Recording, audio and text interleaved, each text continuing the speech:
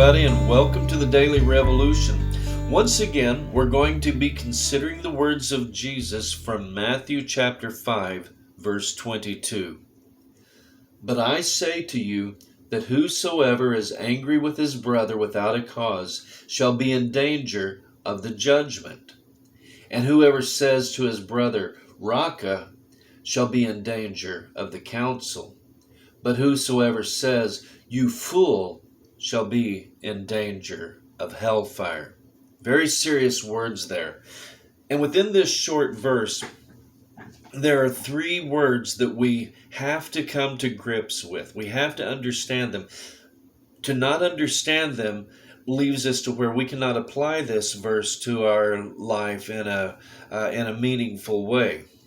So what are the three words? The first is anger. Remember, he says that if we are angry without a cause, that we're worthy of judgment. We talked about yesterday that this is not just a garden variety anger that is more like a frustration. No, this word anger, it includes willful malice, looking to cause somebody some harm.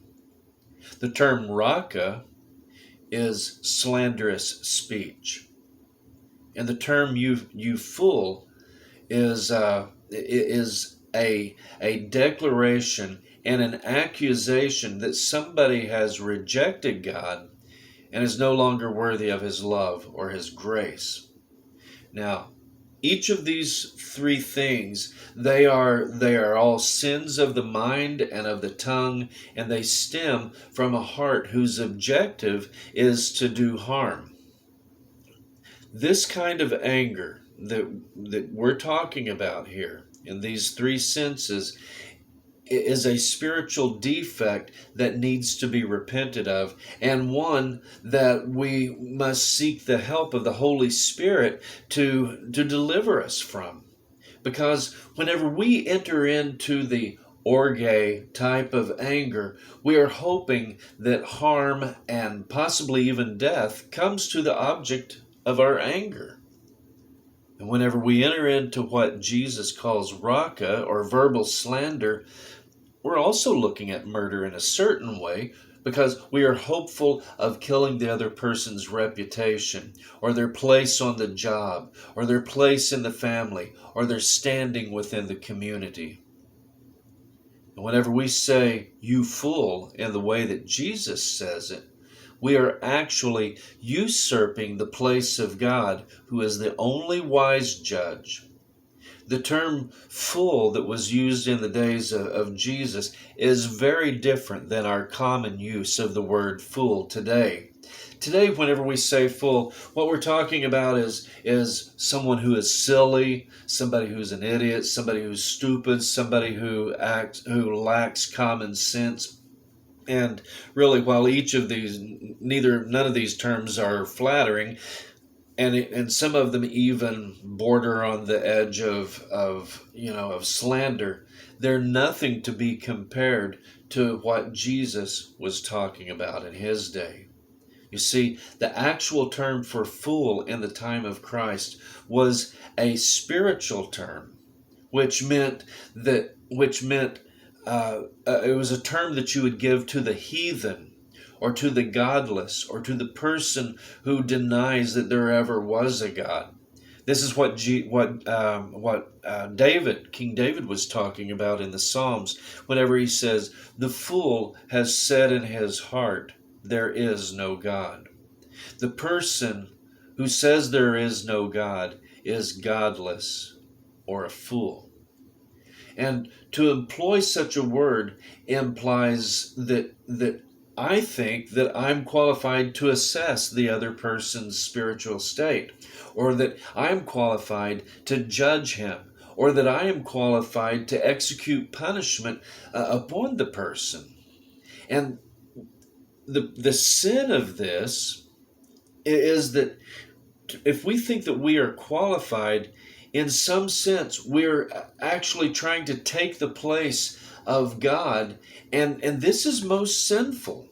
And it's a dangerous position to be in, because such an attitude is a glaring, flashing light that declares, for all of my self-righteous God talk, I really don't know him at all.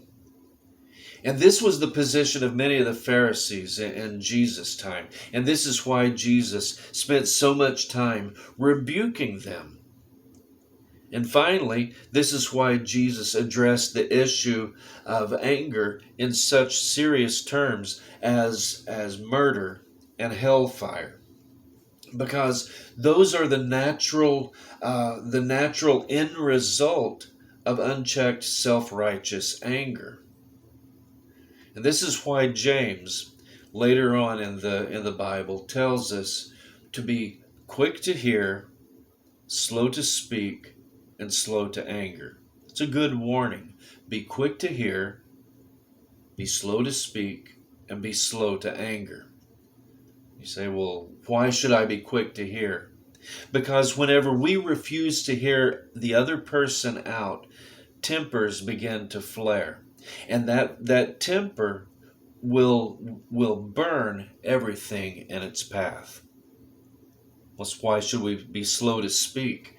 Because when we just open our mouth and let the words fly out, whatever they are, we only feed that malicious flame that is within us. And it not only burns everything within our path, it actually burns me as well. Why should I be slow to anger?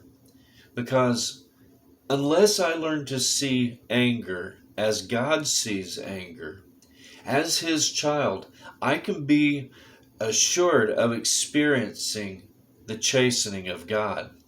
And for the person who has never come to God through Jesus, through faith in Jesus, he's going to experience the judgment of God in the fullest sense. So as I think about these things, my prayer is, Lord, may we learn to bridle our thoughts and our words and our anger. May we always bring glory to His name. So anger, it's not it seems like it's something that's natural, but it's really got a very spiritual component to it and very spiritual consequences as well. Grace and peace, everybody. Have a great week. We'll see you next time.